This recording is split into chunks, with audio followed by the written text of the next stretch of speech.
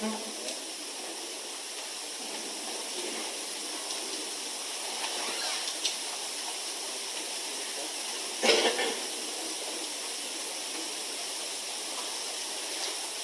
afternoon to all friends from media. आज Bharat election commission of India की press वार्ता में आप सबका बहुत बहुत स्वागत है। हमारे साथ honourable chief election commissioner of India Shri Gyanesh Kumar ji, honourable election commissioner doctor Sukhbir Singh Sandhu, honourable election commissioner doctor Vivek Joshi, election commission of India के उच्च अधिकारी Shri Manish Garg ji, senior deputy election commissioner, Shri Sanjay Kumar, deputy election commissioner, Shri Vijay Kumar Pandey, DDG law, और अन्य इलेक्शन कमीशन के ऑफिशियल्स जो हमारे साथ हैं। इस प्रेस कॉन्फ्रेंस का जो बेसिक फॉर्मेट है, it will be the honourable chief election commissioner will be addressing the media, that will be followed by a question and answer session. Questions will be generally taken in groups of 5 and the Honorable CEC would be answering them in one go. So you are requested that whenever you want to ask a question, kindly wait for your turn. There will be a micer who will be approaching you. Introduce yourself and your organization and then you can ask your question. So that will be the basic format of the press conference. So kindly keep your mobile phones on the silent mode. Sir.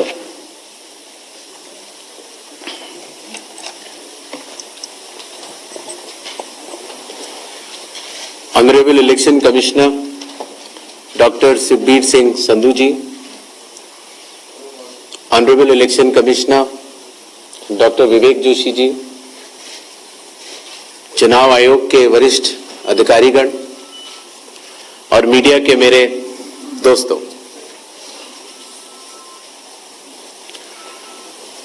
सबसे पहले चुनाव आयोग मतदाताओं के नाम एक संदेश देना चाहता है। भारत के संविधान के अनुरूप भारत का हर नागरिक जो 18 वर्ष की आयु पूरी कर चुका हो,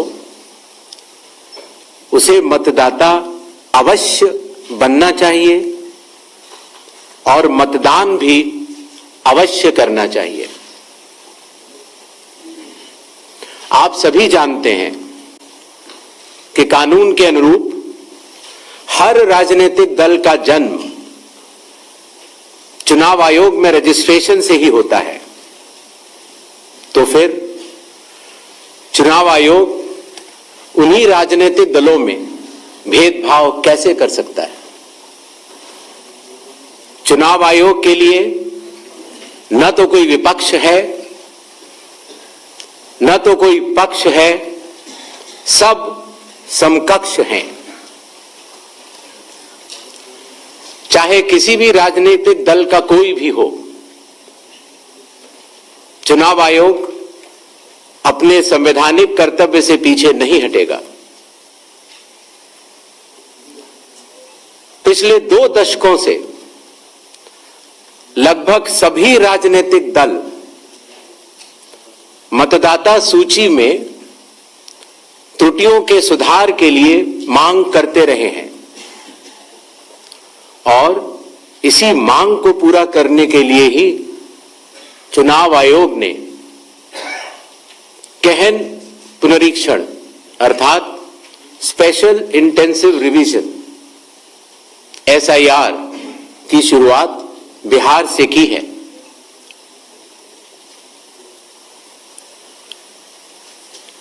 SIR की प्रक्रिया में सभी मतदाता,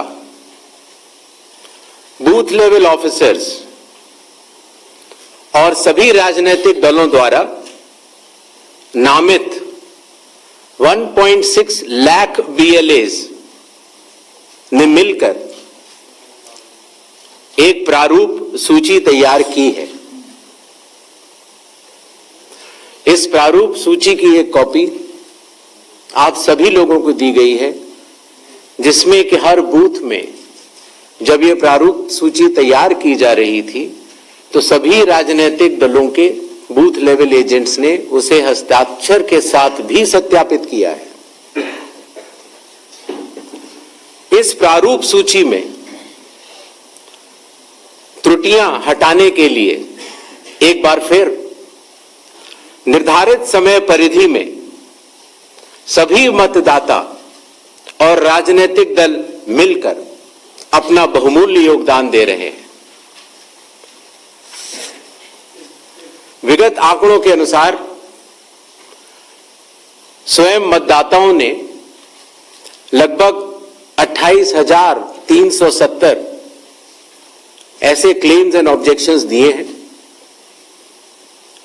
और जो मतदाता 1 जुलाई को 18 वर्ष की आयु पूरी कर चुके हैं या 1 अक्टूबर को 18 वर्ष की आयु पूरे करने वाले हैं, ऐसे 1,03,703 मतदाताओं ने भी अपना आवेदन फॉर्म 6 और डिक्लेरेशन के साथ किया है।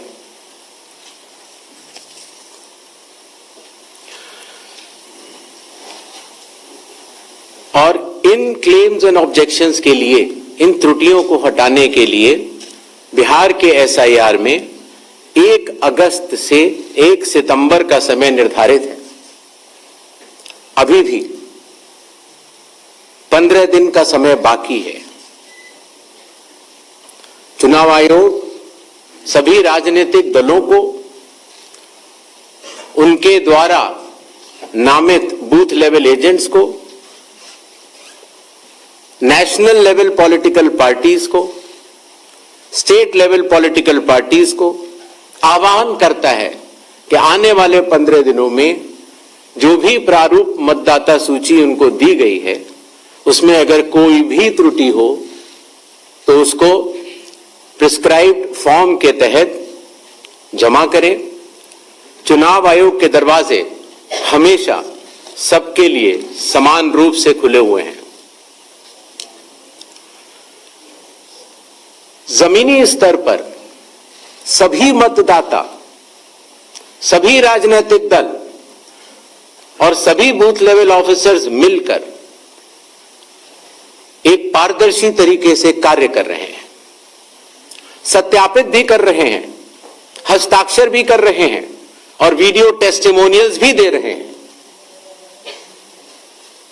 यह एक गंभीर चिंता का विषय है कि राजनीतिक दलों के जिला अध्यक्षों और उनके द्वारा नामित बीएलएस के ये सत्यापित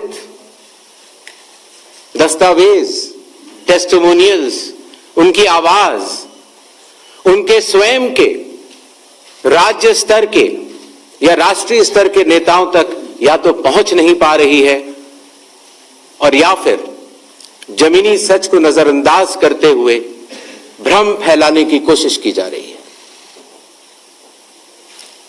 सत्य तो यह है कि कदम से कदम मिलाकर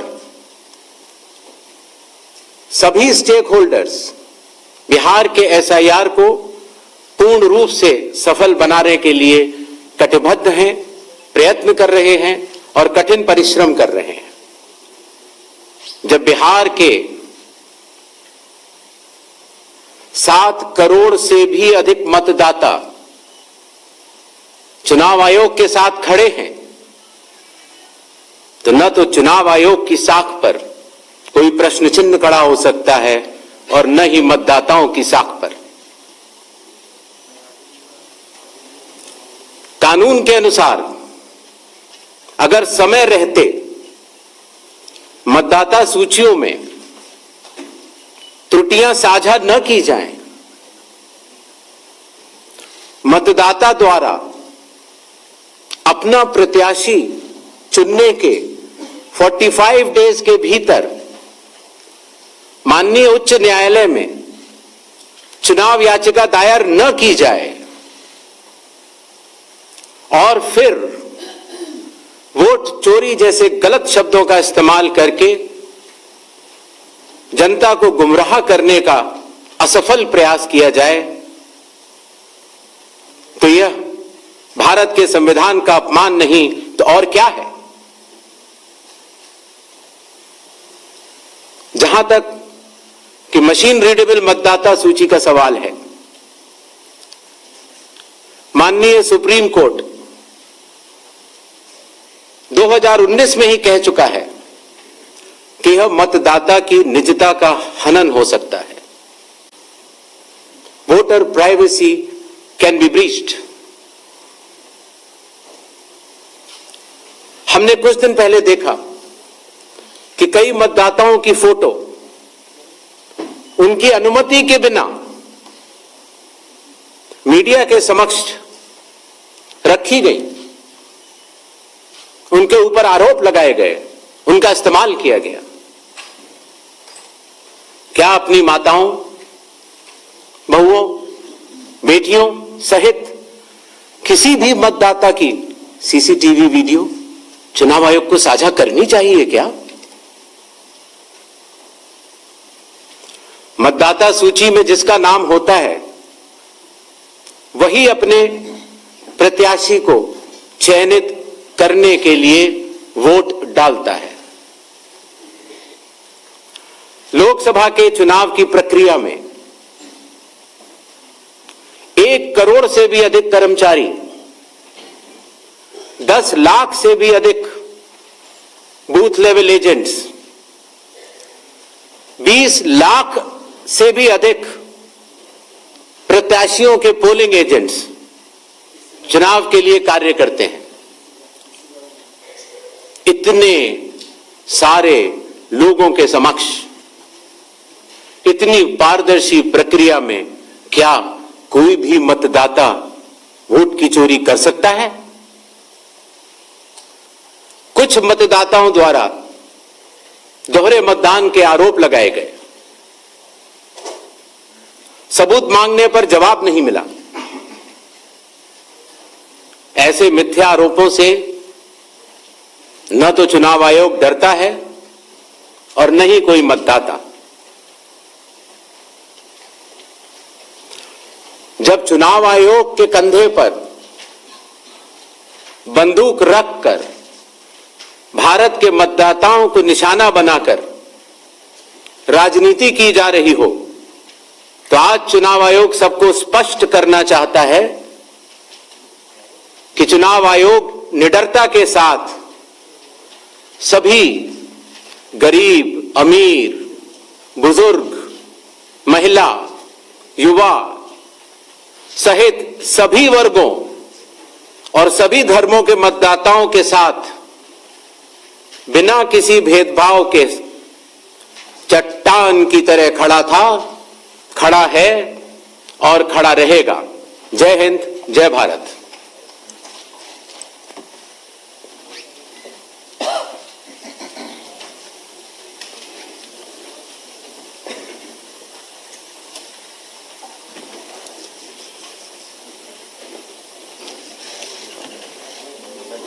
Mic, please.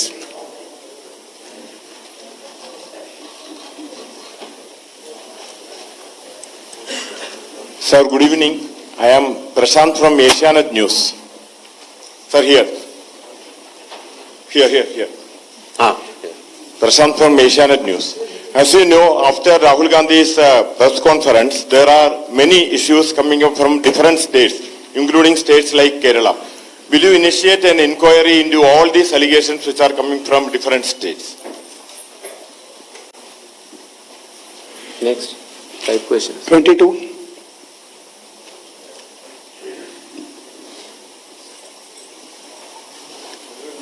Sir, Please. I'll ask. Yeah. Hi. Please, Yeah. go ahead. Yeah. Sir, Aishwarya Paliwal from Aaj and India Today. Sir, 2 questions. First, sir, a lot of political parties have asked certain questions, but do you think all those questions are actually pointing towards the need for SIR? Sir, second question is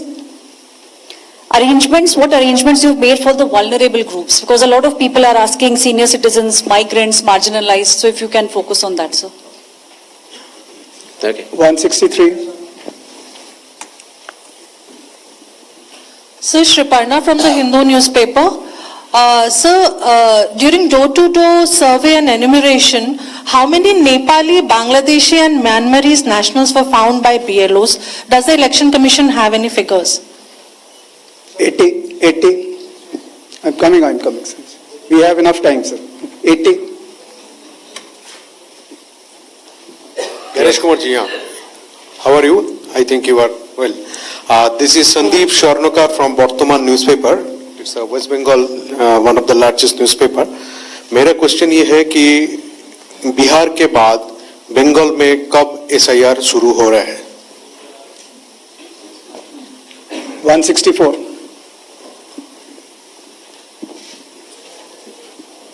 sir Neeraj हूँ news 18 India से, network 18 से। हमारा सवाल है कि special summary revision सालाना तौर पे होता है हर साल, तो SIR की जरूरत आपको कौन सा मतदाता सूची दोनों प्रक्रिया से अलग मिलेगा, हम ये जानना चाह रहे हैं। और एक सप्लीमेंट्री सवाल है इसी के साथ कि आपने कहा कि कुछ पॉलिटिकल पार्टीज के नेता भ्रम फैलाने की कोशिश कर रहे हैं। उनका यह भी कहना है, राहुल गांधी की मैं बात कर रहा हूं, थोड़ी देर पहले उन्होंने कहा है क्यों उन्हीं से शपथ पत्र सिर्फ मांगा जा रहा है, दूसरे लोग, दूसरी पार्टी के लोग जो सवाल कर रहे हैं उनसे क्यों नहीं। तो इन 5 सवालों को पहले ले लेते हैं।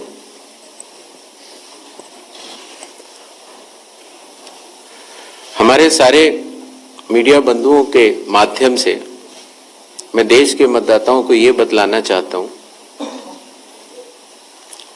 कि जब भी मतदाता सूची का रिवीजन होता है तो उसकी प्रक्रिया वही होती है जो मैंने आपको अभी शुरू में बताई। अर्थात सबसे पहले बूथ लेवल ऑफिसर्स और BLAs, राजनीतिक दलों के BLAs मिलकर एक ड्राफ्ट तैयार करते हैं और उसके बाद सभी राजनीतिक दलों को और उसी असेंबली कॉन्स्टिट्यूएंसी के मतदाताओं को यह अधिकार होता है कि वो उसमें त्रुटियां सुधारने के लिए आवेदन कर सके। आवेदन 3 तरह के हो सकते हैं, या तो किसी का नाम छूट गया हो तो फॉर्म 6 होता है, या किसी का नाम गलत जुड़ गया हो या किसी और को जुड़वाना हो तो फॉर्म 7 होता है, और या कई बार उसमें विवरण गलत हो जाए, आपके नाम की स्पेलिंग गलत हो जाए, फोटो गलत हो जाए, एड्रेस गलत हो जाए तो फॉर्म 8 होता है। तो ये क्लेम्स एंड ऑब्जेक्शंस का जो पीरियड होता है ये बहुत महत्वपूर्ण होता है और इसमें सभी राजनीतिक दलों की भागीदारी और मतदाताओं की भागीदारी भी आवश्यक होती है। जब ये सारे क्लेम्स एंड ऑब्जेक्शंस आ जाते हैं तो उसके बाद जो उस इलाके का SDM होता है, जिसको कई जगहों पर इलेक्टोरल रजिस्ट्रेशन ऑफिसर भी बोलते हैं, जो कि स्टेट गवर्नमेंट का एक अधिकारी होता है, वो उस पर एक निर्णय लेता है और निर्णय करने के बाद एक अंतिम सूची का प्रकाशन करता है। ये प्रक्रिया में आप सारे, आपके माध्यम से सभी मतदाताओं को बताना चाहता हूं, जिससे कि उन्हें भी सनद रहे कि पूरी प्रक्रिया होती क्या है। तो एक बार जब SDM की तरफ से अंतिम सूची प्रकाशित कर दी जाती है, और याद रहे कि प्रारूप अर्थात ड्राफ्ट सूची भी पॉलिटिकल पार्टी से शेयर की जाती है और अंतिम सूची भी पॉलिटिकल पार्टी से शेयर की जाती है, और आजकल चूंकि तकनीकी का जमाना है तो वेबसाइट पर भी इलेक्शन कमीशन की अवेलेबल होती है।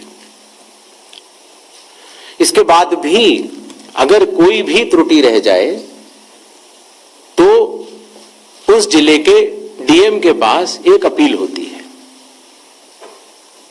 और अगर DM से भी उस त्रुटि का समाधान न निकले तो उसके ऊपर उस प्रदेश के चीफ इलेक्टोरल ऑफिसर के पास एक अपील होती है। जो अंतिम सूची प्रकाशित हो जाती है उसके ऊपर हो जाते हैं चुनाव। जब चुनाव होते हैं तो पॉलिटिकल पार्टीज अपने कैंडिडेट्स को खड़ा करती हैं और उन कैंडिडेट्स को यह सूची एक बार फिर दे दी जाती है कि इस सूची के ऊपर मतदान होगा, और यह सूची मतदान केंद्रवार दी जाती है। इस प्रक्रिया के बाद जब चुनावी मतदान होता है तो मतदान केंद्र के अंदर हर प्रत्याशी को यह अधिकार होता है कि वो पोलिंग एजेंट्स को नामित करे, और वही सूची पोलिंग एजेंट्स के पास भी होती है। तो उदाहरण के तौर पर जब हमारा कोई मतदाता जब मतदान करने जाता है तो पोलिंग एजेंट्स देखते हैं, और अगर कोई गलत व्यक्ति जा रहा है या कोई 2 बार जा रहा है तो उसके ऊपर ऑब्जेक्शन भी कर सकते हैं। मतदान प्रक्रिया समाप्त होने के बाद मतगणना होती है, और मतगणना के बाद रिटर्निंग ऑफिसर रिजल्ट्स डिक्लेयर कर देते हैं। यह एक डिसेंट्रलाइज कंस्ट्रक्ट है। संविधान के अनुसार ये पूरी जिम्मेदारी चुनाव आयोग की है, लेकिन लोक प्रतिनिधित्व कानून के तहत चुनाव आयोग तो एक छोटा सा 800 लोगों का एक समूह है, तो लोक प्रतिनिधित्व कानून के तहत चीफ इलेक्टोरल ऑफिसर, हर जिले का डिस्ट्रिक्ट कलेक्टर, जिसको डिस्ट्रिक्ट इलेक्टोरल ऑफिसर भी कहा जाता है, हर असेंबली कॉन्स्टिट्यूएंसी का इलेक्टोरल रजिस्ट्रेशन ऑफिसर जो कि एसडीएम भी होता है, बूथ लेवल ऑफिसर्स, ये सभी के सभी सिर्फ इसी काम के लिए चुनाव आयोग के पास डेपुटेशन पर भी रहते हैं, सिर्फ मतदाता सूची और मतदान कराने के लिए। तो जब रिटर्निंग ऑफिसर रिजल्ट डिक्लेयर कर देता है, उसके बाद भी कानून में प्राविधान है कि आप 45 डेज के अंदर आप उच्च न्यायालय जाकर एक चुनावी याचिका दायर कर सकते हैं और चुनाव को चैलेंज कर सकते हैं। जब यह प्रक्रिया 45 दिन समाप्त हो जाते हैं, उसके बाद इस तरह के निराधार और आरोप लगाना, चाहे वो केरल हो, चाहे वो कर्नाटक हो, चाहे वो बिहार हो, जब 45 दिन चुनाव के बाद पूर्ण हो चुके हैं और किसी भी दल को, किसी भी कैंडिडेट को कोई भी गलती नजर नहीं आई, तो आज इतने दिनों के बाद इस तरह के निराधार आरोप लगाना, उनका उद्देश्य क्या है, ये सारे मतदाता और देश की जनता पूरा समझती है। जहां तक स्पेशल इंटेंसिव रिवीजन की जरूरत क्यों पड़ी, और स्पेशल इंटेंसिव रिवीजन में और नॉर्मल जो रिवीजन हर साल होता है, दोनों में क्या फर्क है, यह बहुत अहम सवाल है। पिछले 20 सालों में हर साल रिवीजन होता रहा, और जो एनुअल रिवीजन होता है उसमें साधारण तौर से एब्सेंटी, शिफ्टेड और एक जिसे कहते हैं कि एक रैंडम तरीके से उसका रिवीजन कर लिया जाता है। जब पिछले 20 सालों से इंटेंसिव रिवीजन नहीं हुआ, हालांकि पहले होते थे, अभी तक भारत में 10 से ज्यादा बार स्पेशल इंटेंसिव रिवीजन हो चुके हैं, और स्पेशल इंटेंसिव रिवीजन की खासियत यह होती है कि मतदाता सूची को, इलेक्टोरल रोल को टोटली मैक्सिमम प्यूरिफाई करने के लिए एक इन्यूमरेशन फॉर्म भरा जाता है, और हर मतदाता उसको जब भर के देता है तो उसका नाम मतदाता सूची में फ्रेश, एकदम नए तरीके से सूची बनाई जाती है। और यह इंटेंसिव रिवीजन इसलिए भी आवश्यक हो गया, एक तो सभी राजनीतिक दलों की लगातार शिकायतें आती जाती हैं कि साहब वहां पर वोट बढ़ गए, वहां पर वोट कट गए, इन लोगों का वोट सही बना, इन लोगों का वोट गलत बना। साथ ही साथ समय के साथ कई लोग जो गांव में रहते थे, जहां पर उनका वोट था, वो शहर में आ गए, उनका वोट गांव में रह गया, और जब वो शहर में आए तो वोट कटवाने की प्रक्रिया की भी अपनी कानूनी जटिलताएं हैं, तो उनका वोट गांव में भी रह गया, शहर में भी हो गया। और आजकल आपको पता है, जैसे जैसे भारत का विकास होता जा रहा है, वैसे वैसे लोग शहर छोड़ के भी दूसरे शहरों में भी जाते हैं। मुझे आशा है कि जितने हमारे मीडिया बंधु हैं वो भी शायद किसी न किसी दूसरे शहर को छोड़ के यहाँ पर आए होंगे, तो जब वो यहाँ रहने लग जाते हैं तो उनका वोट यहाँ भी बन जाता है। तो इस तरह से करते करते एक व्यक्ति के जाने या अनजाने में कई जगह वोट रह गए। तो मतदाता सूची को शुद्ध करने के लिए इन्यूमरेशन फॉर्म एकमात्र रास्ता रह जाता है। क्योंकि मैं आपको एक उदाहरण भी देता हूं, जैसे मान लीजिए श्रीपर्णा चक्रवर्ती जी हैं, उनका पहला वोट था श्रीपर्णा चक्रवर्ती के नाम से, दूसरा वोट जब वो दूसरी बार उन्होंने भरा तो उन्होंने भर दिया एस चक्रवर्ती। पिताजी का नाम मुझे पता नहीं है, माफ करें, लेकिन ए बी चक्रवर्ती भरा। अगली जगह जब उन्होंने भरा तो उन्होंने कहा कि नहीं, अखिल बी चक्रवर्ती। तो यह असंभव हो जाता है जानना कि ये दो व्यक्ति एक है कि नहीं। तो एक ही तरीका है कि उसके लिए इन्यूमरेशन फॉर्म जारी किए जाएं और एक व्यक्ति एक बार में एक ही इन्यूमरेशन फॉर्म भरेगा, जिससे कि मतदाता सूची का शुद्धिकरण भी होगा। अगर उनका नाम गलत लिख गया है तो वो भी वो सही कर सकते हैं, अगर उनकी फोटो ठीक नहीं है तो वो भी सही कर सकते हैं, अगर उनका पता ठीक नहीं है, माता पिता का नाम ठीक नहीं है तो वो भी ठीक कर सकते हैं। तो ये रही SIR की आवश्यकता। SIR में डोर टू डोर जाना पड़ता है। बूथ लेवल ऑफिसर हमारे बिहार के लगभग 90,000 बूथ लेवल ऑफिसर्स 7,89,00,000 लोगों के घर घर जाकर उन्होंने एक एक व्यक्ति को इन्यूमरेशन फॉर्म दिया। जो लोग मृत पाए गए या जो लोग घर पे नहीं थे, जो पड़ोसियों ने कहा या उनके घर वालों ने कहा कि ये परमानेंटली शिफ्ट हो गए हैं, या जिन लोगों ने कहा कि नहीं साहब मैं तो पहले ही दूसरी जगह इन्यूमरेशन फॉर्म भर चुका हूं, अर्थात उसका नाम 2 जगह था, ऐसे लोगों के फॉर्म वापस नहीं मिले और 7,24,00,000 फॉर्म वापस मिले 30 दिन के अंदर।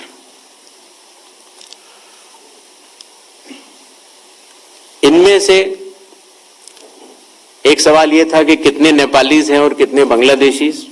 पहली बात तो मैं स्पष्ट कर देना चाहता हूं कि भारत के संविधान के अनुसार सिर्फ भारत का नागरिक ही MLA और MP का चुनाव कर सकता है।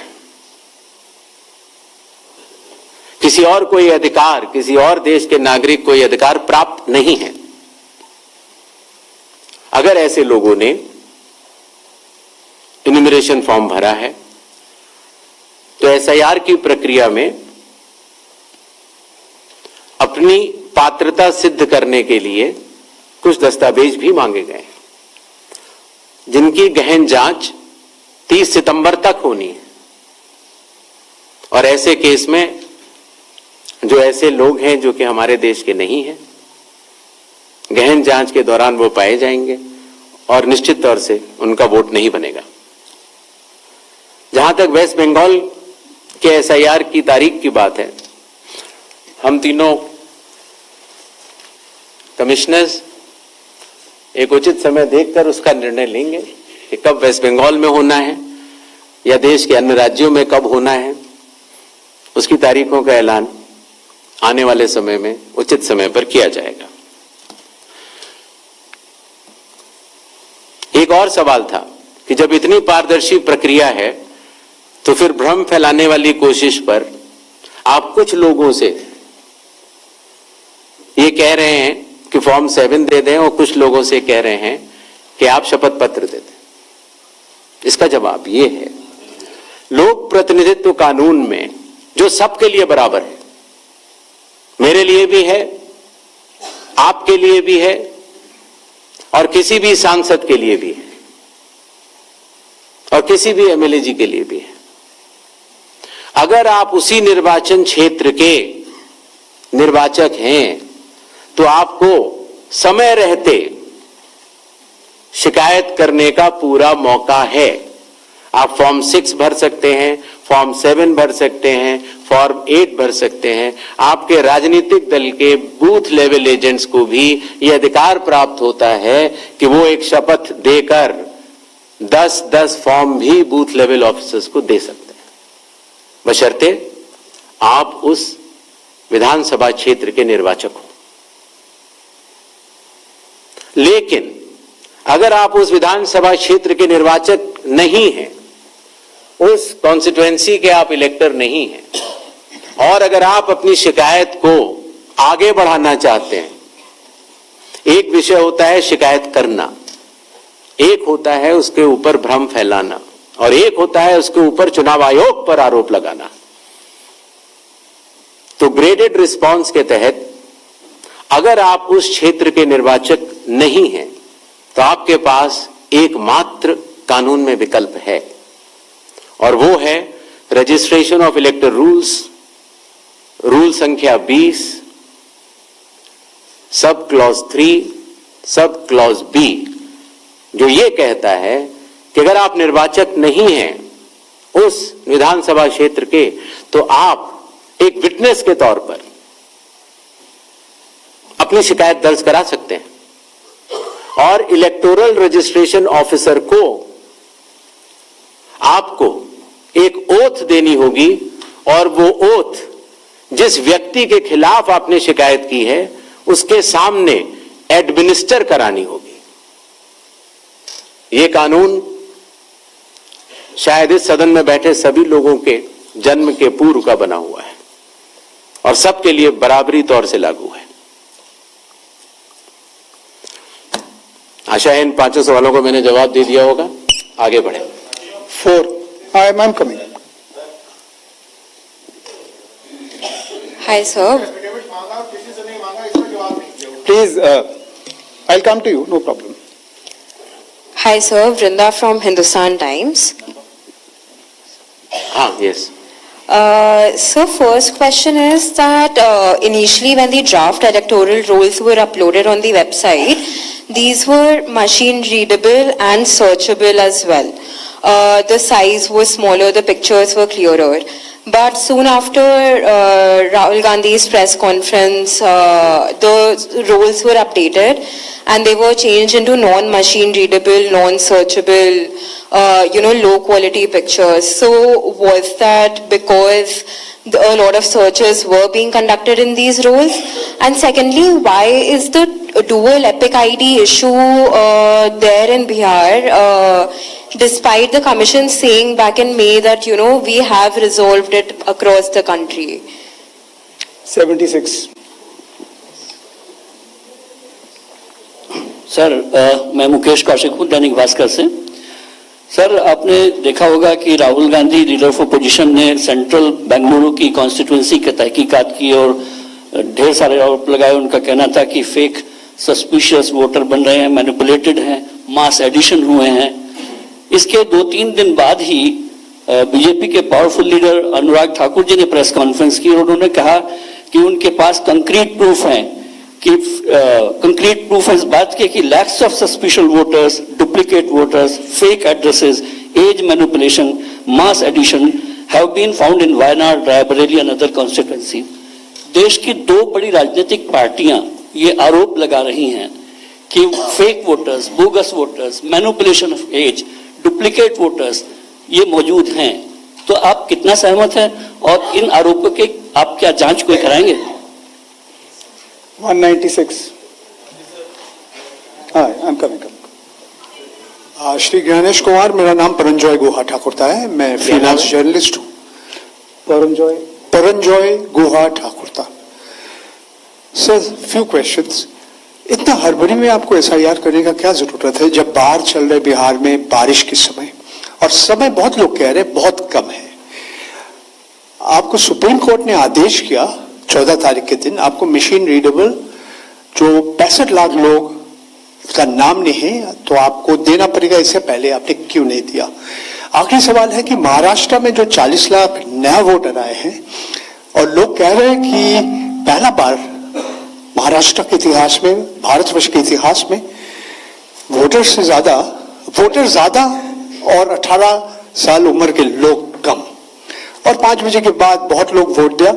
तो ये सारे जवाब मुख्यमंत्री देवेंद्र फडणवीस दे रहे, राजनीतिक दल का नेता दे रहे, चुनाव आयोग अभी तक खामोश थे, क्यों? 279.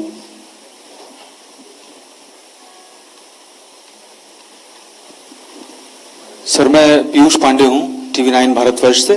मेरा सवाल यह है कि एआई और डीप फेक जैसे तकनीकी खतरे भी मंडरा रहे हैं, राजनीतिक दल उसका प्रयोग भी कर रहे हैं। क्या चुनाव आयोग के पास इस पर शिकंजा कसने के लिए कोई कानूनी प्रावधान है और क्या इसको लेकर के कोई कदम उठाया जा रहा है? दूसरा एक सवाल मेरा ये है कि सुप्रीम कोर्ट ने जब आदेश दिया तब चुनाव आयोग 65 लाख हटाए गए वोटरों की सूची जारी करने की दिशा में काम कर रहा है। क्यों राजनीतिक दलों के कहने पर पहले ऐसा नहीं किया गया? 147. We'll start the next round. Sir मैं गौरव श्रीवास्तव टाइम्स नाउ भारत से। मेरा सवाल ये है सर कि चूंकि हम लोग चुनाव आयोग भी देखते हैं, सुप्रीम कोर्ट में सुनवाई भी देखते हैं, बार बार ये सवाल उठा, और जिस बात को आप कह रहे हैं कि भारत का संविधान कहता है कि भारत का नागरिक ही वोट डाल सकता है, लेकिन भारत के नागरिक ही वोट डाले और चुनाव आयोग नागरिकता तय करे कि बीच की जो एक पतली सी रेखा है उसको लेकर जो कानूनी लड़ाई है वो कैसे सुलझने वाली है। और दूसरा ये कि जो ये बार बार विवाद आता है कि वोटर लिस्ट जो है वो सर्चेबल हो, फिर उसमें एक जैसे कई नाम है, क्या ऐसी कोई प्रक्रिया या आधार को लेकर जो चर्चा है कि अगर आधार से लिंक कर दिया जाए सिर्फ इस मकसद से कि एक व्यक्ति के पास दूसरा वोटर आईडी कार्ड न बनने पाए जब तक कि डेटाबेस में ऐसी जानकारी हो, इसके लिए आयोग क्या कदम उठा रहा है? तो इन 5 अपने जर्नलिस्ट का मैं जवाब देता हूं।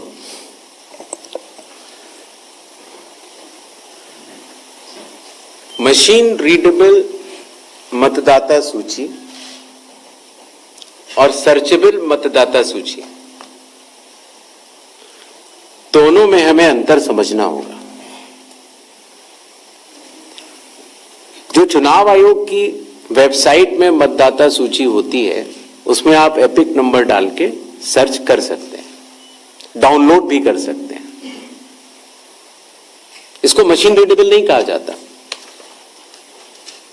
मशीन रीडेबल के ऊपर मैंने आपको शुरुआती उसमें बताया था कि 2019 में माननीय सुप्रीम कोर्ट ने भी इस विषय का गहन अध्ययन किया और यह पाया कि मशीन रीडेबल इलेक्टोरल रोल देने से वोटर की प्राइवेसी का हनन हो सकता है। इसलिए मशीन रीडेबल एक अलग चीज है। जो मशीन रीडेबल का अर्थ होता है कि आप उस इलेक्टोरल रोल को पढ़ भी सकते हैं। उसमें अगर आपके पास कंप्यूटर पे वो सूची आ गई तो आप ये फोटो उठा के दूसरी जगह भी डाल सकते हैं। अगर आपने एक व्यक्ति की फोटो दूसरी जगह डाल दी और पलट दी तो वो व्यक्ति वोट ही नहीं कर पाएगा, क्योंकि जब वो वोट करने जाएगा तो उसका चेहरा नहीं मिलेगा। तो मशीन रीडेबल एक अलग चीज है, मशीन रीडेबल वर्जित है। तो उसको आप, ये चुनाव आयोग का अकेला फैसला नहीं है, ये चुनाव आयोग का फैसला माननीय सुप्रीम कोर्ट के जजमेंट के बाद है और 2019 से है। तो मशीन रीडेबल अलग चीज हो गई और एक लिस्ट को सर्च करना वो एक अलग विषय हो गया। जब आप एक लिस्ट को सर्च करते हैं तो उसमें एक सवाल यह आया था कि डुप्लीकेट एपिक की समस्या चुनाव आयोग ने जब पहले सॉल्व कर ली तो इस तरह के डुप्लीकेट एपिक दोबारा कैसे आए। डुप्लीकेट एपिक दो तरीके से हो सकते हैं। एक कि एक व्यक्ति जो वेस्ट बंगाल में है, जो व्यक्ति अलग है, उसका एक एपिक नंबर है, और एक व्यक्ति जो हरियाणा में है उसका एपिक नंबर भी वही है। अर्थात एपिक नंबर 1 व्यक्ति 2। जब ये सवाल उठा लगभग मार्च 2025, जब हम लोगों ने उसके ऊपर चर्चा की और उसको हम लोगों ने पूरे देश भर में सुलझाया, लगभग ऐसे 3 लाख लोग मिले जिनकी एपिक संख्या 1 थी,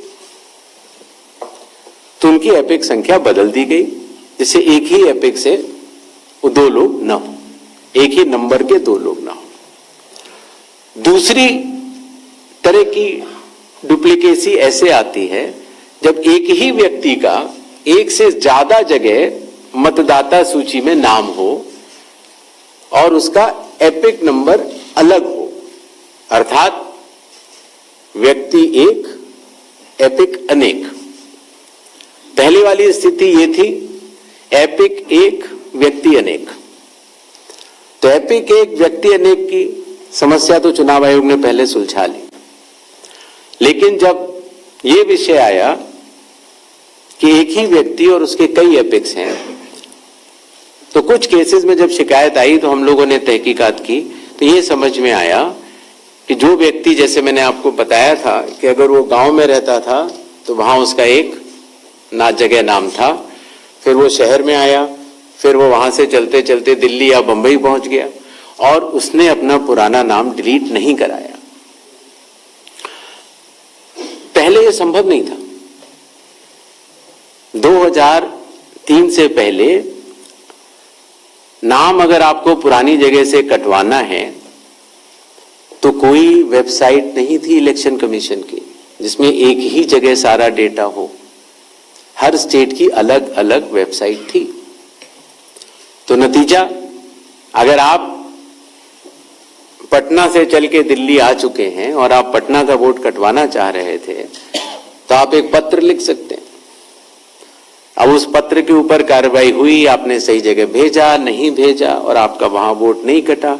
आप दिल्ली आ चुके, आपका यहां नया मतदाता सूची में नाम आ गया, आपके पास एक नया एपिक नंबर है। तो 2003 से पहले चूंकि तकनीकी सुविधा अवेलेबल नहीं थी तो इस तरह के बहुत लोग जो माइग्रेट कर करके अलग अलग जगह गए, उनके नाम कई जगह आ गए। फिर एक ये सवाल उठा कि फिर उसको आज की तारीख में तो वेबसाइट है, कंप्यूटर है, उसको आप सेलेक्ट करके हटा सकते हैं। लेकिन वही मैं बात आपको बताना चाह रहा था, चुनाव आयोग मतदाताओं के साथ चट्टान की तरह खड़ा होता है। अगर किसी के कहने से मैं आपका वोट काट दूं या किसी के कहने से मैं ये मानूं कि पीयूष जी के नाम के, अगर आपको अंदाजा न हो तो अगर पीयूष जी के नाम को अगर आप 100 करोड़ में सर्च करेंगे तो आपको हजारों लोग मिलेंगे। अब कौन से पीयूष जी का नाम काटा जाए, कौन से पीयूष जी दो हैं ये? तो अगर इसको जल्दीबाजी में किया जाएगा तो किसी भी मतदाता का नाम गलत कट सकता है, आपकी जगह किसी और का कट जाए। इसलिए शायद पिछले 20 सालों में टेक्नोलॉजी तो थी, लेकिन टेक्नोलॉजी का उपयोग करके किसी का मतदाता सूची से नाम काटा जाए, ये गलत होगा। और इसीलिए चुनाव आयोग ने ऐसा नहीं किया। और इसकी या तो व्यक्ति खुद कर सकता है तो कोई आपत्ति नहीं है, और या फिर स्पेशल इंटेंसिव रिवीजन के जरिए जब ये न्यूमरेशन फॉर्म बनेगा तो पीयूष पांडे जी के पास ही फॉर्म पहुंचेगा। अगर उनके पास दूसरा फॉर्म पहुंच जाएगा तो एक ही पे दस्तखत करेंगे और डुप्लीकेट वोट की समस्या का निदान हो जाएगा। एसआईआर में हड़बड़ी क्यों? यह भी एक भ्रम फैलाया जाता है। आप लोग मुझे बताएं कि चुनाव से पहले मतदाता सूची शुद्ध करनी चाहिए या चुनाव के बाद? चुनाव से पहले। और यह बात चुनाव आयोग नहीं कह रहा है, यह बात लोक प्रतिनिधित्व कानून कह रहा है कि हर चुनाव से पहले आपको मतदाता सूची शुद्ध करनी होगी। ये चुनाव आयोग का कानूनी दायित्व है। फिर यह बात आई कि 7 करोड़ से ज्यादा बिहार के मतदाताओं तक क्या चुनाव आयोग पहुंच पाएगा? हकीकत आपके सामने है। जब 24 जून से यह कार्रवाई शुरू हुई तो यह पूरी प्रक्रिया लगभग 20 जुलाई तक ही समाप्त हो गई। फिर यह बात आई कि साहब जुलाई में क्यों? उस समय मौसम अच्छा नहीं होता। तो आपकी जानकारी के लिए मैं बताना चाहता हूं कि बिहार में इसके पहले भी 2003 में एसआईआर हुआ था और उसकी तारीख थी 14 जुलाई से 14 अगस्त, और तब भी सफलतापूर्वक हुआ था और इस बार भी सफलतापूर्वक सबके इन्यूमरेशन फॉर्म्स वापस आ गए। एक और सवाल पूछा गया कि माननीय सुप्रीम कोर्ट के कहने से हम लोगों ने ये मशीन रीडेबल फॉर्मेट क्यों दिया? माननीय सुप्रीम कोर्ट ने ये स्पष्ट कहा है कि हर जिले की अलग वेबसाइट बनाई जाए और हर जिले की वेबसाइट पर एपिक नंबर से सर्च होने वाली सूची रखी जाए। और आपको ये जानकर हर्ष होगा कि 56 घंटों के अंदर चुनाव आयोग ने उसका अनुपालन किया है और हर जिले की वेबसाइट की सूची आप सबको जो फोल्डर दिया गया है उसमें है, आप भी सर्च कर सकते हैं। जहां तक आपके पास जो फोल्डर दिया गया उसमें एक वो भी मिनट्स मौजूद है 20 जुलाई के, जहां पर अगर आप खोलेंगे तो उसमें आप पाएंगे कि हर बूथ पर booth level officer, booth level agent, sarpanch सबने मिलकर ये दस्तखत करके सूची बनाई कि ये लोग मृत पाए गए हैं, उनका एपिक नंबर भी है, उनका नाम भी है, और ये लोग स्थायी रूप से स्थानांतरित पाए गए हैं, उनका नाम भी है, और इन लोगों का इन्यूमरेशन फॉर्म या इन लोगों का नाम एक जगह से ज्यादा है वो भी है। आप उस सूची को देखें तो ऐसा नहीं है कि चुनाव आयोग ने ये लिस्टें साझा नहीं की थी, लेकिन चूंकि इसका अंतिम निर्णय अभी ईआरओ ने नहीं लिया था, इसीलिए ये सूचियां राजनीतिक दलों को दे दी गई थी, और कुल मिलाके जिन लोगों के इन्यूमरेशन फॉर्म नहीं आए वो 1 अगस्त को जब ड्राफ्ट लिस्ट दी गई थी राजनीतिक पार्टियों को, वो भी दस्तावेज आपको दिए गए हैं जिसमें कि हर पॉलिटिकल पार्टी ने साइन करके ये लिस्ट ली है, जिसमें कहा है कि ये वाले नाम तो आ चुके हैं प्रारूप सूची में और ये वाले नाम नहीं आए हैं। हर जिला प्रेसिडेंट ने उस लिस्ट को सत्यापित किया है 1 अगस्त को और अपने टेस्टिमोनियल्स भी दिए हैं।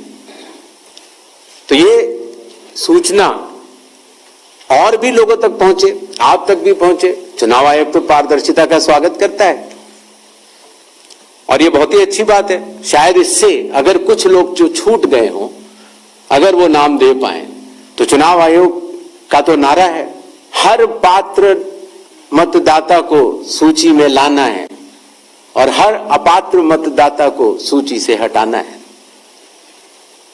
तो उस उद्देश्य में ये हमारी मदद कर रहा है। एआई और डीप फेक हमारे लिए वास्तव में चुनौती है। अभी कल किसी एक ट्विटर हैंडल पर एक एआई जनरेटेड वीडियो थी जो कि सत्य से परे, लेकिन इस तरह की चुनौतियों का सामना करने के लिए चुनाव आयोग तो भरसक प्रयास करेगा, लेकिन कानून के दायरे में ही रहकर कर सकता है।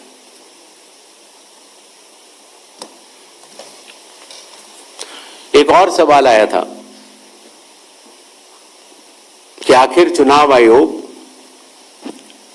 पात्रता की जांच क्यों कर रहा है। संविधान के अनुच्छेद 326 में हर मतदाता की पात्रता स्पष्ट रूप से लिखी गई है और वो पात्रता ये कहती है कि मतदाता सूची में नाम आने के लिए सिर्फ भारत के नागरिक और 18 वर्ष की आयु पूरे कर चुके व्यक्ति ही पात्र हैं। रेजिडेंसी लॉज भी हैं जो कि अलग कानून में बनते हैं, जो कि ऑर्डिनरी रेजिडेंट हैं, या कोई व्यक्ति जो संविधान या किसी कानून के अनुरूप उसको वर्जित किया गया है चुनाव लड़ने के लिए, उनका नाम नहीं आ सकता। तो आर्टिकल 326 जो कि चैप्टर इलेक्शंस के अंदर आता है, जो कि हम यहां पर आपके समक्ष बैठे चुनाव आयोग की एक संवैधानिक जिम्मेदारी है, हम उसको निभाने के लिए पात्रता की जांच कर रहे हैं। नेक्स्ट 187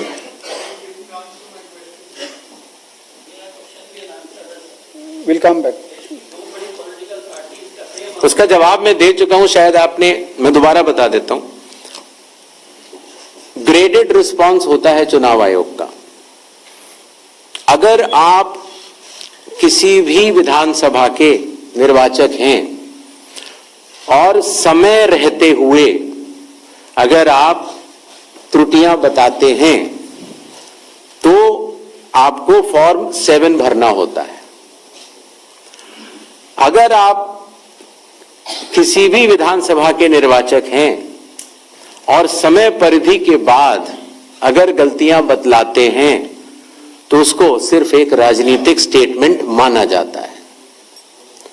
अगर समय के बाद आप त्रुटियां बतलाते हैं और मतदाताओं और चुनाव आयोग पर चोरी का आरोप लगाते हैं, तो इन तीनों की ग्रेडिंग में फर्क है।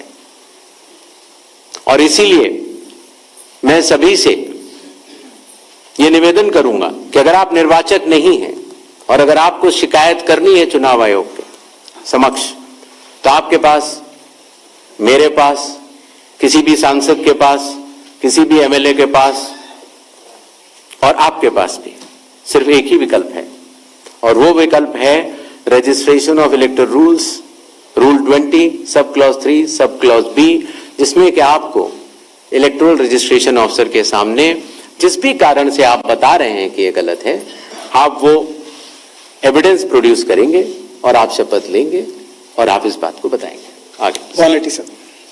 Gyanesh sir, We'll come back. Ankit Gupta ABP News से। सर, दो तीन सवाल हैं जो एक दूसरे से जुड़े हुए हैं। पहला सवाल ये है, जिसका भी आप भी जिक्र कर रहे थे, कि साल भर में जो है ये स्पेशल समरी रिवीजन जो है कई बार होता है, स्पेशल समरी रिवीजन।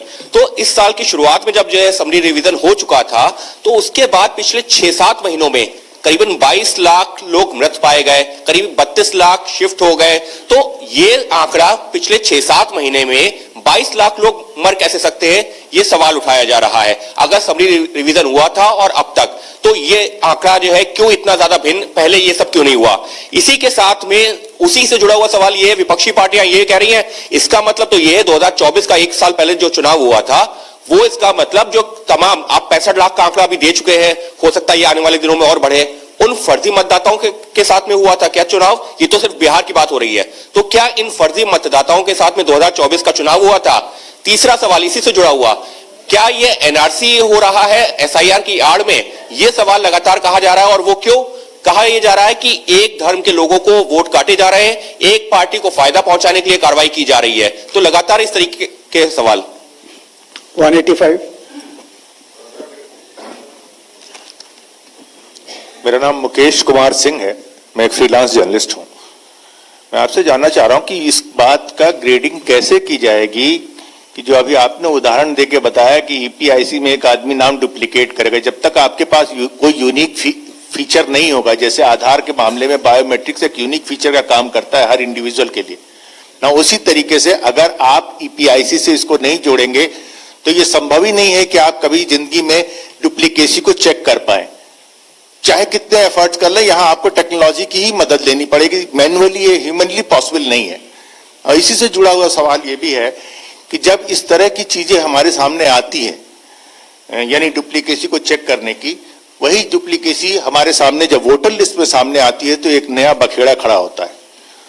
अब चुनाव आयोग के सामने सबसे इंपॉर्टेंट चीज ये है कि अगर किसी चीज की शिकायत की जा रही है तो क्या चुनाव आयोग सबसे पहले शिकायत की जांच करने पे जोर देगा या शिकायतकर्ता कौन है उसकी जो है वो कलई खोलने पे जोर देगा? ये एक ऐसी सवाल, एक कॉन्स्टिट्यूशनल इंस्टीट्यूशन पे इस तरह का दाग भी लगना अपने आप में शर्मनाक है। यानी अगर उससे आप हमें बचाइए, इस देश को तो बचाइए, इस डेमोक्रेसी को बचाइए, हम आपसे ये उम्मीद करते हैं। 247।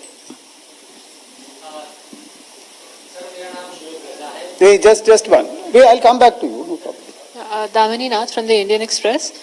Sir, 7.24 crore electors forms were received as of 1st August. So how many of these submitted documents along with that? And now that 15 days are over, how many more documents have been made for these electors? And the other question I have is regarding, recommended by BLO and not recommended. What is the basis on which BLO will recommend or not recommend if the documents have not been submitted? 39. Good afternoon sir, Manohar Kesari, news x और India news से। Sir चुनाव आयोग लगातार clarify कर रहा है और कह रहे हैं सारे डाटा जो है सो मिसलीड करने वाले हैं, लेकिन आज भी राहुल गांधी ने इस बात को कहा है कि महाराष्ट्र में 1 करोड़ मतदाता जोड़ा गया, वोटों का हेराफेरी लगातार किया जा रहा है। तो क्या इससे चुनाव आयोग की छवि धूमिल नहीं हो रही है? अगर धूमिल हो रही है तो आप लोग लीगल एक्शन उनके खिलाफ क्यों नहीं ले रहे हैं? दूसरा, लगातार वोटर का जो है सो ट्रस्ट चुनाव आयोग पर इससे कम हो रहा है, तो ट्रस्ट बढ़ाने के लिए आप लोग क्या करेंगे? 218। हेलो, इधर सर, मैं सर इधर राइट साइड, प्रशांत देव न्यूज 24 से। 2 सवाल हैं सर मेरे। पहला सवाल ये है कि जो 65 लाख नाम कटने की बात आ रही है, ये तो ठीक है, आंकड़े बढ़ भी सकते हैं, घट भी सकते हैं, कितने नाम जुड़े फॉर्म 6 के, मतलब नए मतदाताओं, जब से एसआईआर शुरू हुई कितने नाम जुड़े? दूसरा, आपने कई बार ये बात कही कि निराधार आरोप लगाए जा रहे हैं, वोट चोरी की जा रही है जिसमें कोई सत्यता नहीं है। अगर ये बात सच है, दूसरी तरफ आप ये कहते हैं कि वैध मतदाता कोई छूटे नहीं, और अगर कोई लीडर, कोई भी लीडर अगर इस तरह का झूठ बोल रहा है, क्या आपके पास कोई अधिकार नहीं उनके खिलाफ कानूनी कार्रवाई करने का? आप उनको बनाते हैं, रजिस्ट्रेशन देते हैं। ये दो सवाल है सर। पहला ये था कि 6 महीनों में इतने मृत लोग कैसे पाए गए।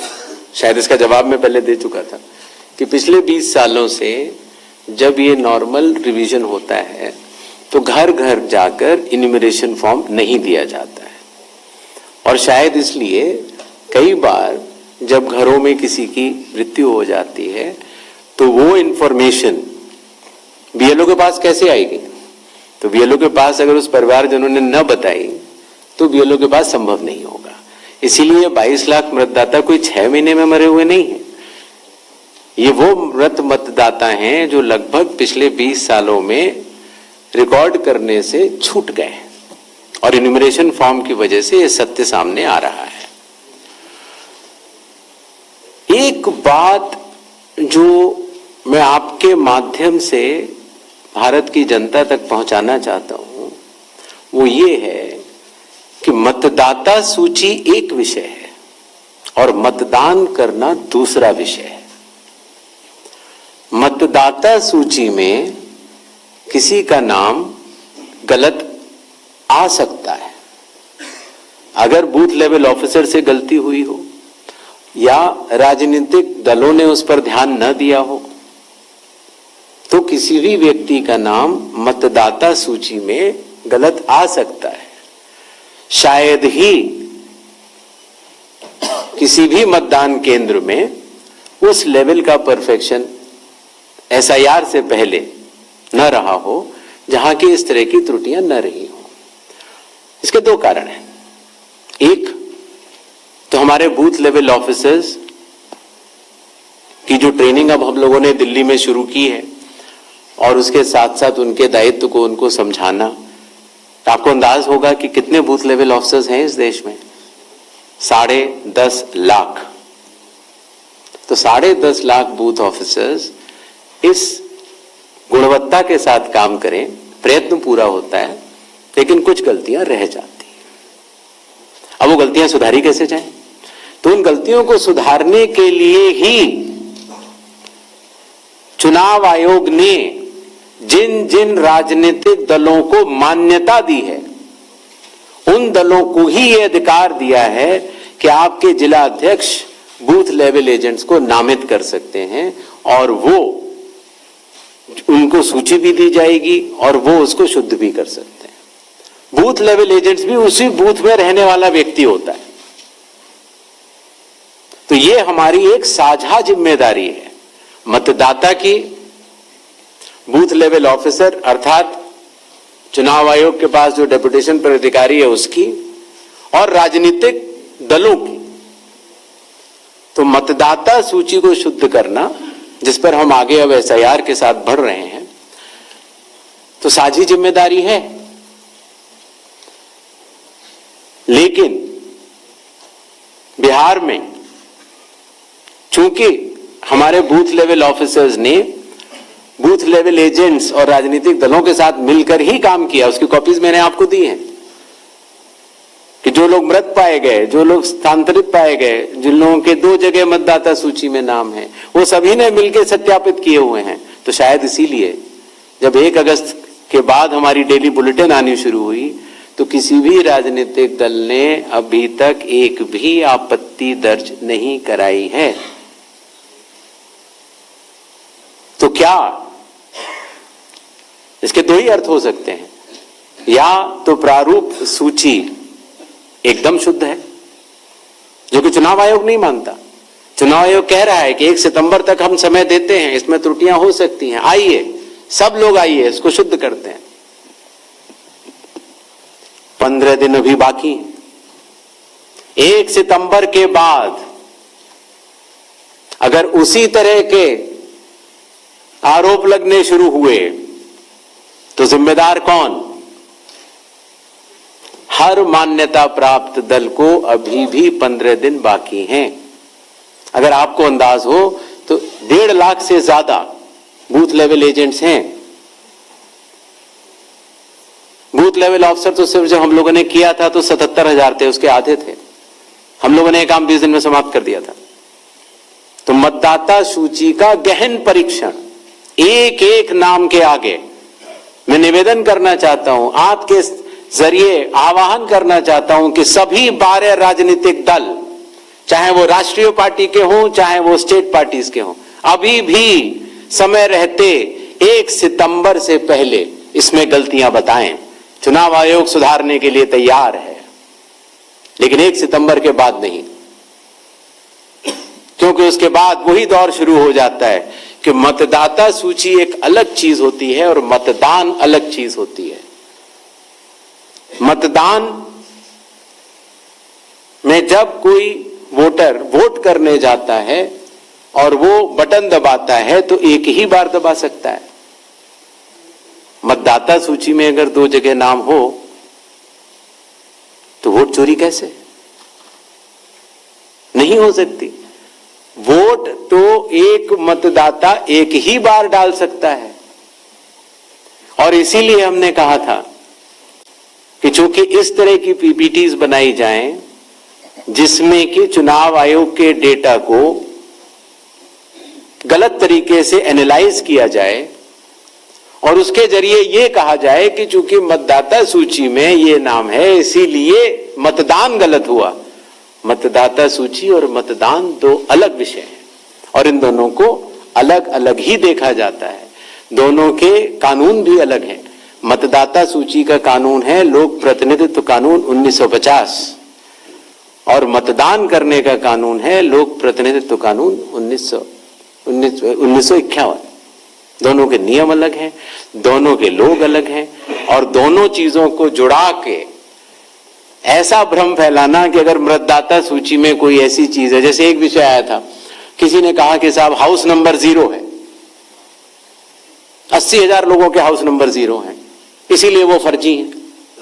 अगले दिन कई सारे मतदाता खड़े हो गए, उन्होंने कहा नहीं साहब हम तो यहां रहते हैं।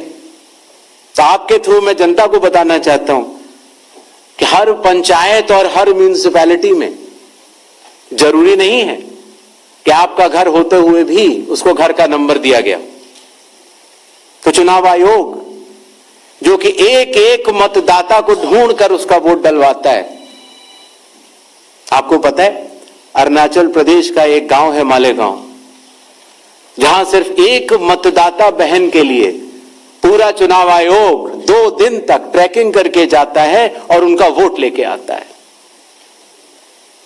वही चुनाव आयोग जो गिर फॉरेस्ट के पीछे एक महंत हैं, उनके लिए 1.5 दिन की ट्रैकिंग करने जाता है, पूरा वोट बूथ बनाता है और वोट लेके आता है।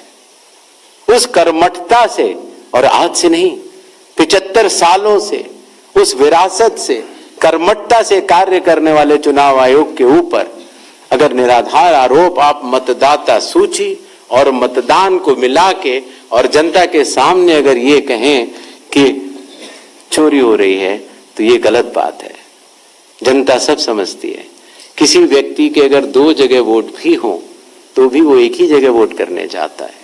2 जगह वोट करना कानूनी अपराध है। और अगर कोई भी व्यक्ति ऐसा कहता है तो सबूत तो चाहिए। सबूत मांगा था, मिला नहीं। इसी तरीके से जिन लोगों के पास घर नहीं होता, आप लोग भाग्यवान हैं, कई लोगों के पास घर नहीं होता लेकिन उसका नाम भी मतदाता सूची में होता है। और उसका पता क्या दिया जाता है? उसका पता वो जगह दी जाती है जहां वो व्यक्ति रात को सोने आता है, कई बार सड़क के किनारे, कई बार पुल के नीचे, या कई बार लैंप पोस्ट के किनारे। और फिर अगर ये कहा जाए कि वो फर्जी मतदाता है, ये हमारे गरीब मतदाताओं, बहनों, भाइयों और बुजुर्गों के साथ एक बहुत बड़ा खिलवाड़ है। 0 नंबर। आपको पता है इस देश में करोड़ों लोगों के घरों के पते के आगे 0 नंबर है। क्यों? क्योंकि पंचायत, म्यूनिसिपैलिटी, जिस घर में वो रहते हैं उन्होंने उनका नंबर नहीं लिया। शहरों में अनऑथराइज्ड कॉलोनीज हैं जहां उनको नंबर नहीं है, तो वो अपने फॉर्म में क्या पता भरे? तो चुनाव आयोग के निर्देश कहते हैं अगर ऐसा कोई भी मतदाता इस देश में है, चुनाव आयोग उसके साथ खड़ा है और उसको नोशनल नंबर देगा। और चूंकि कंप्यूटर में जब उसको भरते हैं तो वो 0 दिखता है। इसका अर्थ ये नहीं है कि वो मतदाता नहीं है। मतदाता बनने की शर्तों में आपका पता इतना अनिवार्य नहीं है जितनी कि आपकी नागरिकता और आपके 18 वर्ष की आयु पूरा होना और जितना कि आप उस बूथ के आजू बाजू में रहते हैं। इन अनिवार्यताओं के तहत ही आपका वोट बनता है। शिकायत के ऊपर जांच क्यों नहीं होती? इस सवाल का जवाब भी देना बनता है। अगर मीडिया में किसी एक व्यक्ति के बारे में शिकायत आ जाए तो चुनाव आयोग कहता है कि नियम में तो नहीं है लेकिन कर लेनी चाहिए। वो सीईओ को बोलता है, या सीईओ कई बार चीफ इलेक्टोरल ऑफिसर स्वतः संज्ञान ले लेते हैं, डीएम स्वतः संज्ञान ले लेते हैं और जांच कर लेते हैं। लेकिन अगर आरोप 1.5 लाख मतदाताओं का हो तो क्या बिना किसी सबूत के, बिना किसी हलफनामे के 1.5 लाख मतदाताओं को नोटिस जारी कर दिया जाए?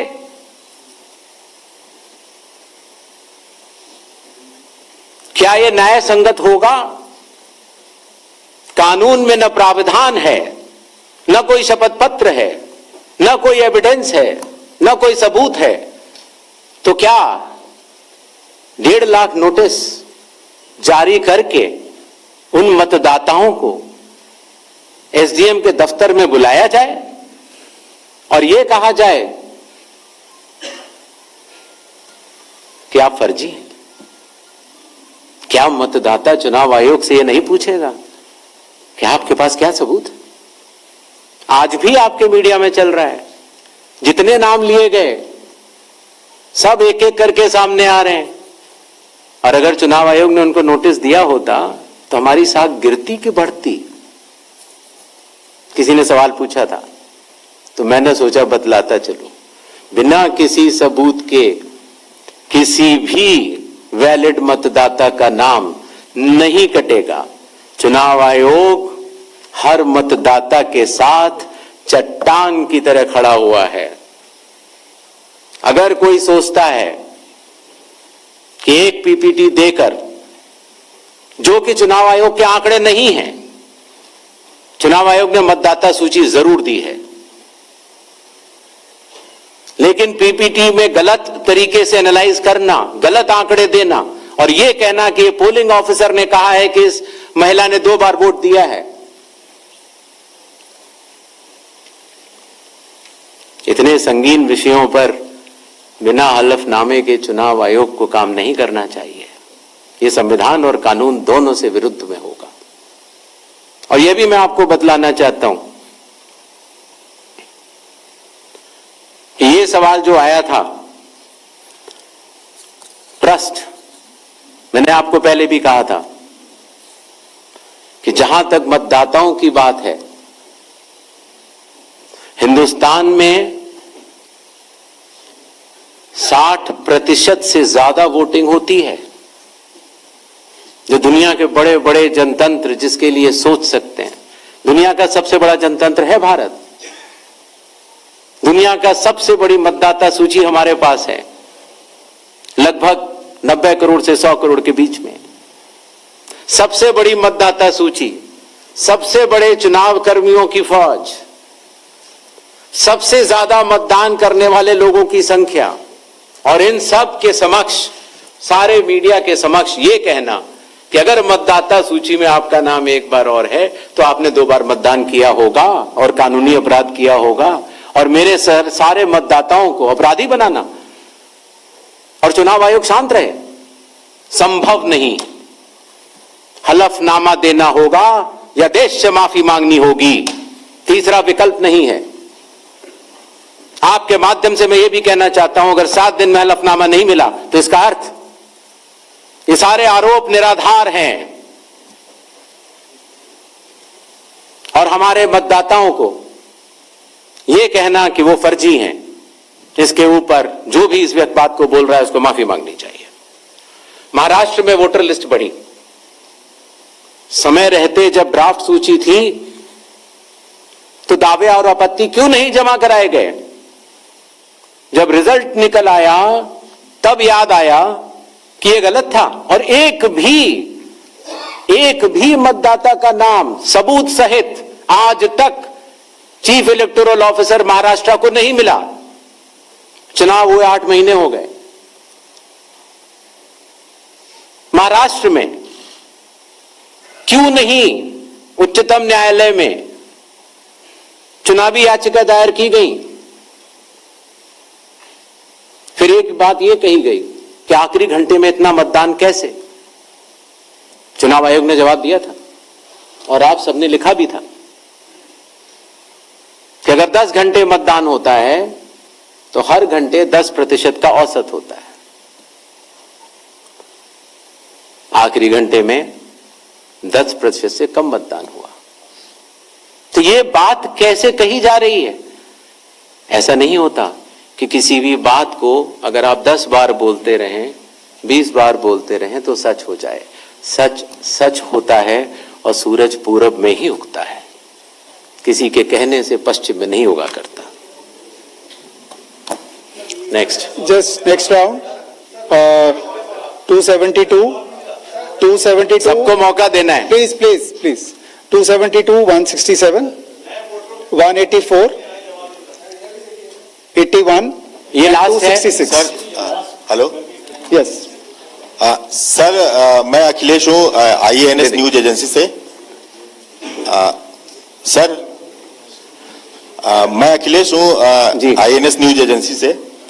मेरा सवाल यह है कि सुप्रीम कोर्ट ने अभी आपको कहा है कि 22 तारीख को नेक्स्ट हियरिंग होनी है कि आप ये 11 के अलावा जो लोग छूट गए हैं अपना नाम दर्ज कराना चाहते हैं वो आधार लेकर जाएं। आधार को उन्होंने कहा है कि आप उसको कंसीडर कीजिए।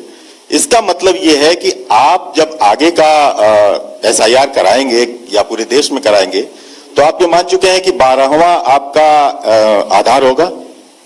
दूसरी बात, दूसरा सवाल मेरा कि राहुल गांधी संवैधानिक पद पे हैं, नेता प्रतिपक्ष हैं, उनके तमाम सवालों को आपने जवाब दिया और कहा कि सबूतों के साथ आरोप लगाया जाना चाहिए। तो क्या आपको लगता है कि वो गंभीरता से आरोप नहीं लगा रहे हैं या वो सिर्फ राजनीति करने के लिए ऐसा कर रहे हैं? तीसरा मेरा सवाल है कि आपने कहा कि बार बार कहा कि आपको दो सवाल पूछिए। अगर देर से आप देते हैं, आप सवाल उठाते हैं तो आपको एफिडेविट देना पड़ेगा। अखिलेश यादव ने 18,000 नामों की एफिडेविट दिया हुआ है। ये राजनीति में बार बार सवाल उठ रहा है कि आपने उसका जवाब नहीं दिया। ये 3 सवाल हैं सर मेरे। ठीक, yes, please ask one question only. Sir, please restrict yourself to one question. Sir, Sanjay Sharma Aaj Tak से। मेरा सवाल यह है कि आयोग ने राहुल गांधी से कहा कि वो हलफनामा दे, उसके बगैर कार्रवाई नहीं होगी। बीजेडी ने सवाल उठाया है, बीजेडी ने 2024 के लोकसभा चुनाव के पहले। सुन नहीं पाया, जरा दोबारा बोल दीजिए। संजय शर्मा आज तक से हूं। मेरा सवाल, आयोग नया जरूर है, सवाल पुराना है, लेकिन सवाल उससे जुड़ा है क्योंकि आप भी RP एक्ट की दुहाई देते हैं और संविधान की। तो 2024 के लोकसभा चुनाव के बाद बीजेडी ने यह कहा कि उन्होंने हलफनामा देकर उड़ीसा में मतदाता सूची में गड़बड़ी की शिकायत आपसे की थी। तो उसमें अब तक क्या कार्रवाई हुई है वो अगर आप बता सकें तो सही होगा। और दूसरा, लोग टाइमिंग को लेकर सवाल उठा रहे हैं। एक तरफ राहुल गांधी की प्रेस कॉन्फ्रेंस है, दूसरी तरफ मुकाबले में चुनाव आयोग की। क्या चुनाव आयोग रथ का टूटा पहिया लेकर कृष्ण की तरह? आगे बताएं। हाँ, भाषा देखिए, भाषा अच्छी रहे तो अच्छा लगता है जी। सर, 184। मैं इंडिया टीवी से शोएब रजा।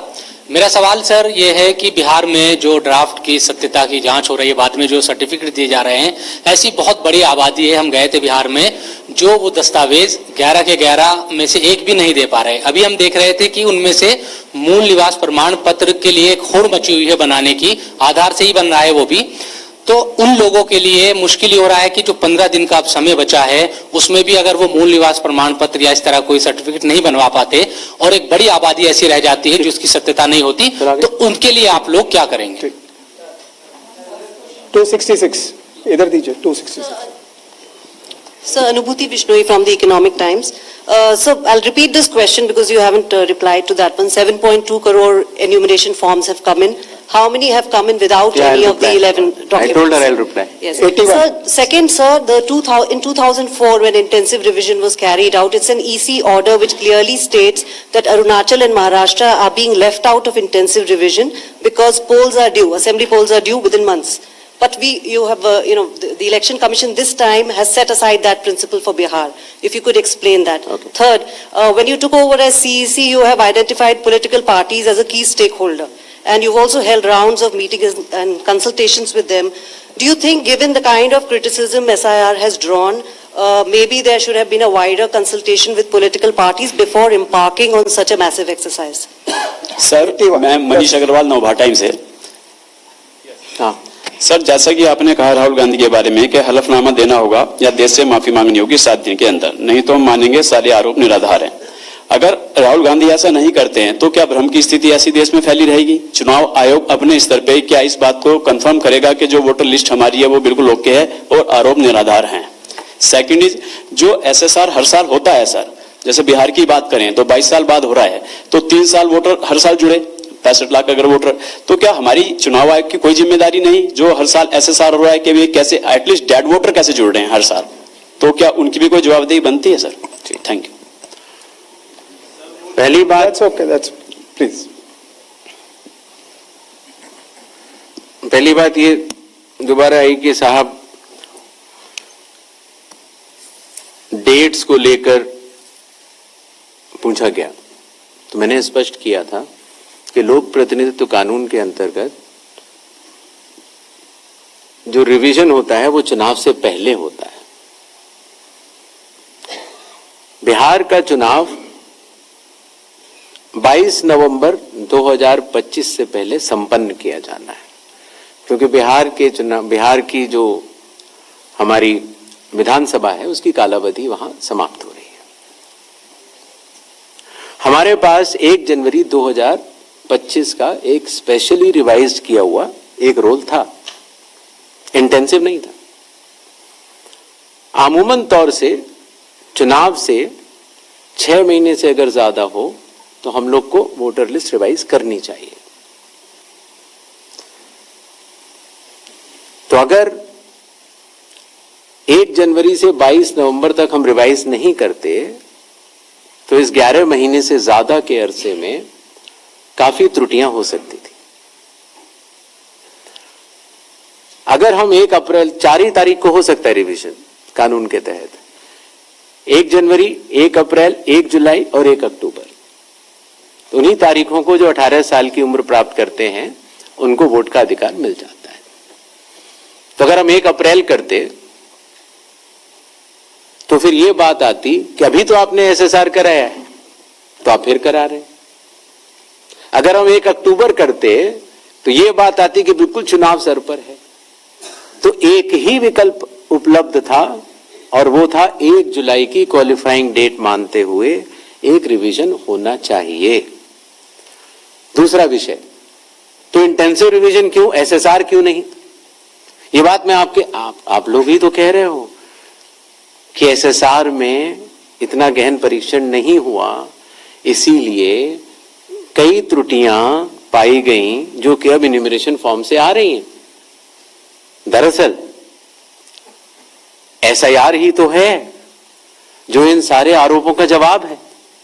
अगर एसआईआर में सब लोग मिलकर, सारी राजनीतिक पार्टियां मिलकर अगर मतदाता सूची को शुद्ध बनाने के लिए, राजनीतिक उद्देश्यों से परे जाकर राष्ट्र निर्माण के लिए, राष्ट्र सेवा के लिए अगर मतदाता सूची को शुद्ध बनाने के लिए काम करना चाहें तो आज भी बिहार में 15 दिन बाकी हैं और चुनाव आयोग उन सभी का शुक्रगुजार रहेगा जो मतदाता सूची शुद्ध करने के लिए अपना योगदान देंगे। ये बात कही गई कि किसी एक राज्य से, उड़ीसा से या उत्तर प्रदेश से कुछ शिकायतें की गई। बात वहीं की वहीं है। चुनाव हारने या जीतने के बाद जिस मतदाता सूची पर चुनाव हुआ उसके ऊपर बिना हलफनामा दिए, हलफनामा दिया गया ये बात ठीक नहीं है, बिना हलफनामा दिए, बिना ओथ दिए, सिर्फ एक पत्र लिख कर अगर हमारे बूथ लेवल ऑफिसर्स और एसडीएम्स और डीएम्स इनके कार्यशैली पर अगर कोई प्रश्न चिन्ह लगाता है तो ये गलत है। एक सवाल जो मैं पिछली बार जवाब नहीं दे पाया था कि साहब जो ये एसआईआर बिहार में चल रहा है उसमें कितने लोगों के डॉक्यूमेंट आ गए, कितने लोगों ने रिकमेंड किया, किस बूथ लेवल क्या रिकमेंड किया, डाटा लेने की कोशिश तो हो रही है, लेकिन मैंने आपको पहले बताया था कि चुनाव आयोग मल्टी लेवल कंस्ट्रक्ट से काम करता है। Booth level officer booth level पर है, जहां औसतन करीब 1000 से कम मतदाता है, 200 घर है। उसके ऊपर आता है बूथ लेवल सुपरवाइजर जो 10 बूथ लेवल ऑफिसर के ऊपर काम करता है। उसके ऊपर आता है एसडीएम, उसके ऊपर आता है डीएम, उसके ऊपर आता है चीफ इलेक्टोरल ऑफिसर और मतदाता सूची का कार्य वहीं समाप्त हो जाता है। चुनाव आयोग में न तो मैं, न मेरे साथी चुनाव आयोग, न कोई चुनाव आयुक्त का अधिकारी और न आप कोई भी वोट जोड़ सकते हैं या काट सकते हैं सिवाय कानूनी प्रक्रिया का पालन किए, कोई भी। तो आपको इस बात को समझना होगा कि इस कंस्ट्रक्ट में जो डिसेंट्रलाइज कंस्ट्रक्ट है, इसमें बूथ लेवल ऑफिसर ने जब किसी मतदाता से डॉक्यूमेंट्स लिए या उसने दिए तो कितने डॉक्यूमेंट्स लिए, क्या उसको रिकमेंड किया या नहीं किया, ये सारा विषय अभी भी एसडीएम स्तर पर विचाराधीन है, जिसका निर्णय 30 सितंबर तक आएगा। और उसके पहले इस सवाल का जवाब पूछना और बताना दोनों ही त्रुटिपूर्ण भी रहेगा और वो भी रहेगा। अगर आप आधार के बारे में आपने बोला, माननीय सुप्रीम कोर्ट का स्पष्ट आदेश है कि जो लोग एग्रीव्ड हैं, जो लोग ड्राफ्ट सूची से एग्रीव्ड हैं, वो लोग अपने इन्यूमरेशन फॉर्म को आधार के साथ जमा कर सकते हैं और चुनाव आयोग उस बात को मानता भी है, उसका पालन भी करता है। आई होप आप सबके काफी प्रश्नों का हम लोग जवाब दे पाए होंगे। Thank you so much. Thank you. Please join us for tea on the 4th floor. और जाने से पहले